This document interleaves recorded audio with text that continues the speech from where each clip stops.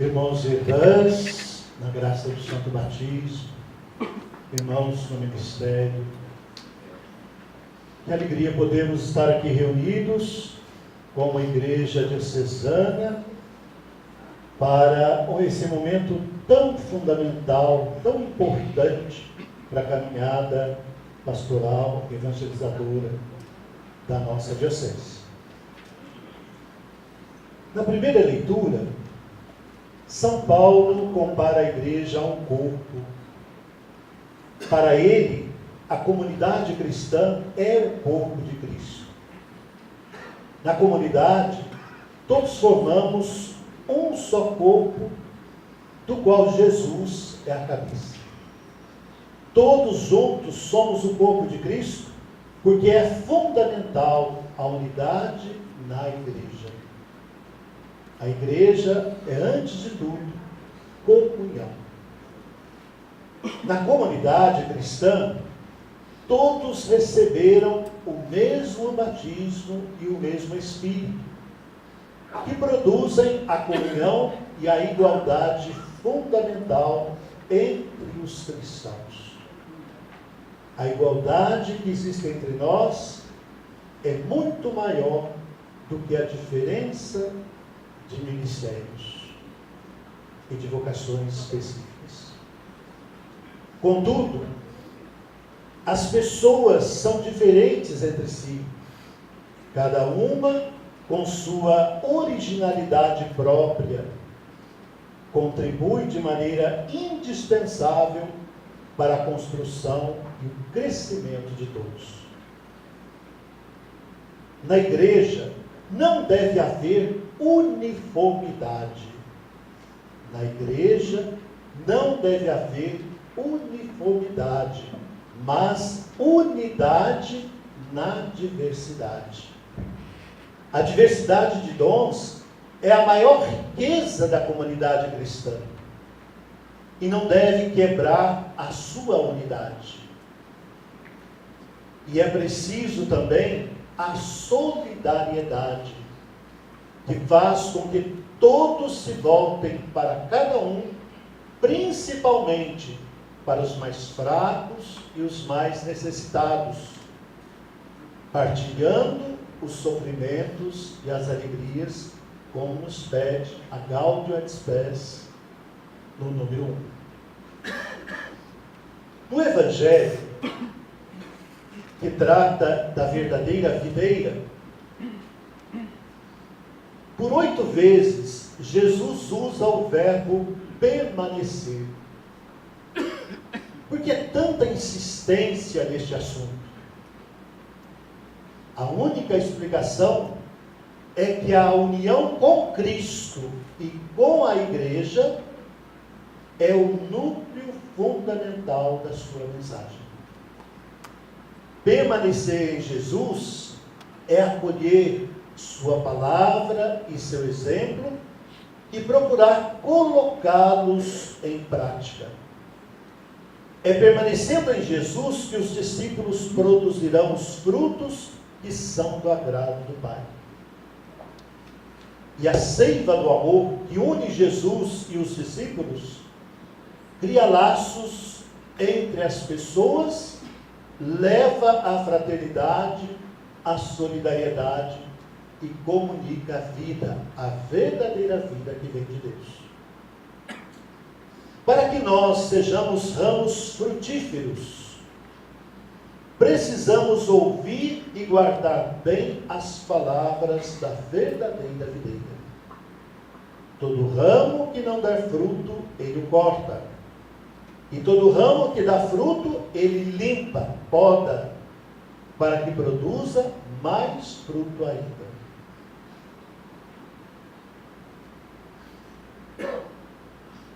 Para que mais uvas cresçam, o Senhor poda os ramos, removendo tudo que poderia desviar a força vital da produção. A poda é dolorosa, mas necessária, porque muitas coisas sugam nossa força e nos impedem de produzirmos frutos. Precisamos de uma boa poda. Portanto, deixemo-nos corrigir.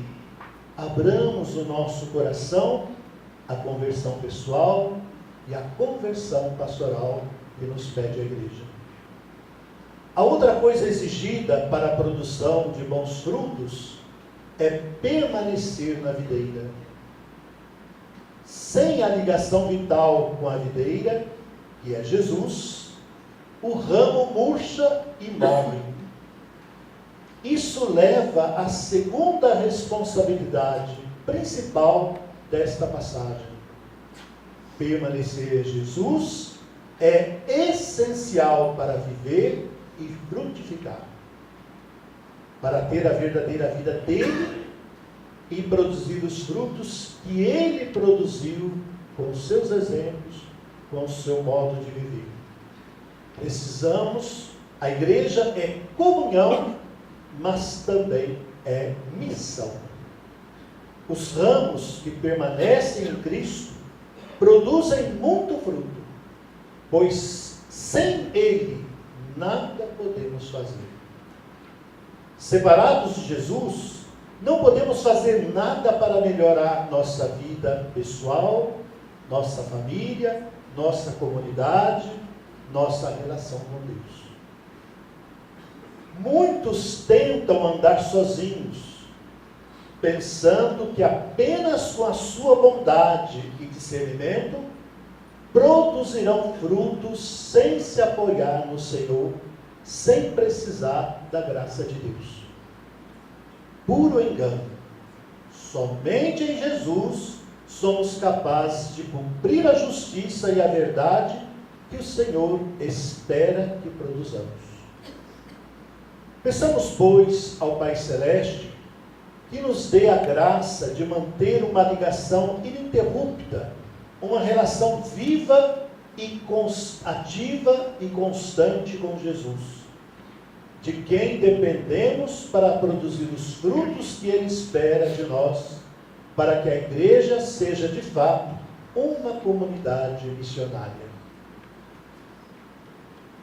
Ser discípulo missionário exige o vínculo efetivo e afetivo com Jesus Cristo e com a igreja.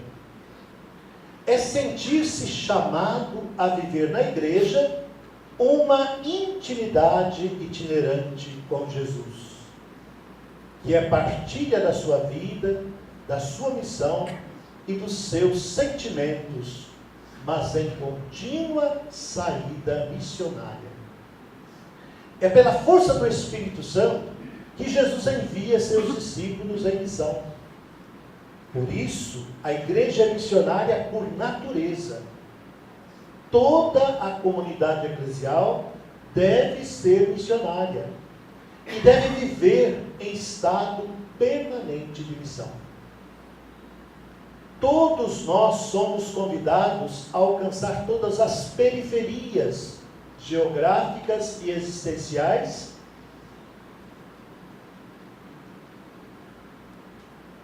que precisam da luz do Evangelho. A missão marca toda a ação da igreja. Por isso, é preciso que tenhamos uma consciência missionária que nos interpele a sairmos ao encontro das pessoas, das famílias, das comunidades, para lhes comunicar e compartilhar a nossa experiência de um encontro transformador com Jesus Cristo. É urgente, irmãos e irmãs, pensar em estruturas pastorais que favoreçam a consciência missionária, que derrubem as estruturas caducas e mudem o coração do cristão numa conversão para uma pastoral decididamente missionária.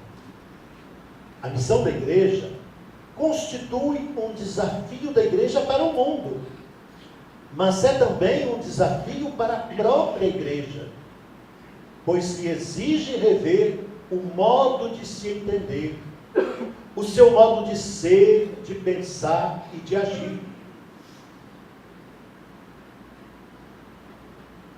Mais ainda, obriga a igreja a redefinir sua identidade e a reorientar sua missão.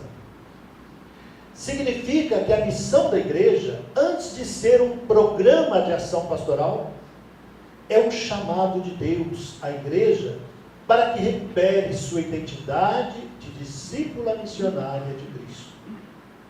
Dar vida a este chamado divino é o grande desafio para iniciar um processo radical da conversão pessoal e pastoral, que não é só uma exigência, mas também uma condição sem a qual não será possível a igreja realizar com eficácia a sua missão no mundo de hoje. Portanto, irmãos e irmãs, a igreja é chamada a ser comunhão e missão. Ela é a congregação dos fiéis em comunidade de fé, esperança e caridade. E ao mesmo tempo, essa comunidade de fiéis deve estar em permanente estado de missão, cumprindo o mandato do Senhor de ir e anunciar o Evangelho a toda criatura. Penso que nosso dever aqui, hoje, é descobrir os meios e as estratégias para fortalecer a comunhão e a missão em nossa igreja diocesana. Podemos fortalecer a comunhão por meio da revitalização dos conselhos, da setorização das paróquias em pequenas comunidades, da multiplicação dos grupos de reflexão dos círculos bíblicos, de maior atenção às famílias, às crianças, às juventudes e aos idosos, de mais encontros de formação e de espiritualidade para os agentes, de uma liturgia mais orante, de uma maior consciência do dízimo, da priorização das pastorais sociais, da criação e dinamização do Conselho de Leigos da Diocese, da realização de missões populares, de mais encontro, da implantação do Ministério de Acolhida e Visitação nas comunidades. Que nossa 7ª Assembleia Diocesana de Pastoral desperta em nós, bispo, padres, diáconos, religiosos, religiosas, leigos e leigas, uma verdadeira conversão pessoal e pastoral, uma profunda renovação das estruturas das nossas paróquias e comunidades, um profundo dinamismo pascal e eclesial. Amém.